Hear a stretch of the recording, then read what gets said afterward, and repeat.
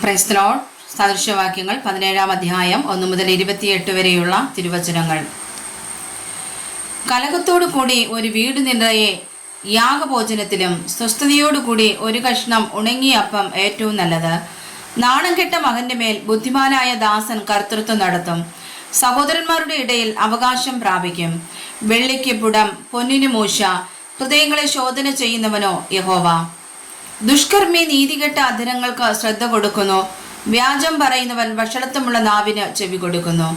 ദരിദ്രനെ പരിഹസിക്കുന്നവൻ അവന്റെ സ്രഷ്ടാവിനെ നിന്ദിക്കുന്നു. ആപത്തിൽ സന്തോഷിക്കുന്നവന് ശിക്ഷ വരാതിരിക്കുകയില്ല. മക്കളുടെ മക്കൾ വൃദ്ധന്മാർക്ക് കിരീടമാകുന്നു. മക്കളുടെ മഹത്വം അവരുടെ അപ്പന്മാർ തന്നെ. സുഭാഷിതം പറയുന്ന അധരം ഭോഷന് യോഗ്യമല്ല. വ്യാജമുള്ള അധരം ഒരു പ്രഭുവിന് എങ്ങനെ?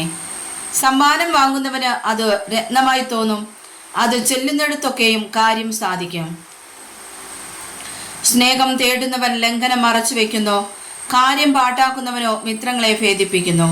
ഭോഷനെ 100 അടിക്കുന്നതിനേക്കാൾ ബുദ്ധിമാനെ 1 ശാസിക്കുന്നത് അധികം ഫലിക്കും. മത്സരക്കാരൻ ദോഷം മാത്രം അന്വേഷിക്കുന്നു. ക്രൂരനായ ഒരു ദൂതനെ അവന്റെ നേരെ അയക്കും.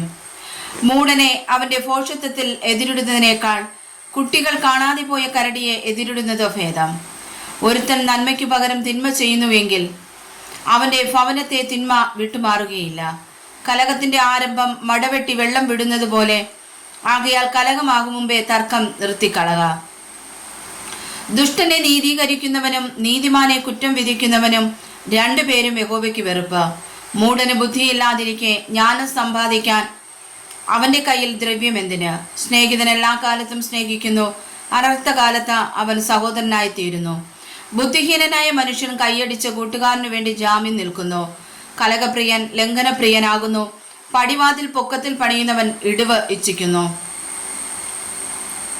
വക്രഹൃദയമുള്ളവൻ നന്മ കാണുകയില്ല. വികടനാവുള്ളവൻ ആപത്തിലകപ്പെടും. ഭോഷനെ ജനിപ്പിച്ചവനത് ഖേദ കാരണമാകും. മൂഢന്റെ അപ്പന് സന്തോഷമുണ്ടാകയില്ല.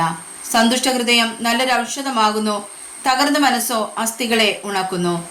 ദുഷ്ടൻ ന്യായത്തിന്റെ വഴികളെ മറിക്കേണ്ടതിന് ഒളിച്ചു കൊണ്ടുവരുന്ന സമ്മാനം വാങ്ങുന്നു. ജ്ഞാനം ബുദ്ധിമാന്റെ മുമ്പിൽ ഇരിക്കുന്നു. മൂഢനോ കണ്ണോ ഭൂമിയുടെ അറുതികളിലേക്ക് നോക്കുന്നു. ജ്ഞാനം ബുദ്ധിമാന്റെ മുമ്പിൽ ഇരിക്കുന്നു. മൂഢന്റെ കണ്ണോ ഭൂമിയുടെ അറുതികളിലേക്ക് നോക്കുന്നു. മൂഢനായ മകൻ അപ്പന് വ്യസനവും തന്നെ പ്രസവിച്ചവൾക്ക് കയ്പും ആകുന്നു. നീതിമാന് പിഴ കൽപ്പിക്കുന്നതും ശ്രേഷ്ഠന്മാരെ നേർനിമിത്തം അടിക്കുന്നതും നന്നല്ല. വാക്ക് അടക്കി വെക്കുന്നവൻ പരിജ്ഞാനമുള്ളവൻ. ശാന്ത മനസ്സൻ ബുദ്ധിമാൻ തന്നെ. മിണ്ടാതിരുന്നാൽ ഭോഷനെ പോലും ജ്ഞാനിയായും അധരമടച്ചുകൊണ്ടാൽ വിവേകിയായും എണ്ണും. വായിച്ചതായ തിരുവചനങ്ങളാൽ കർത്താവ് നമ്മെ സമർത്ഥമായി അനുഗ്രഹിക്കുമാറാകട്ടെ. ആമേൻ.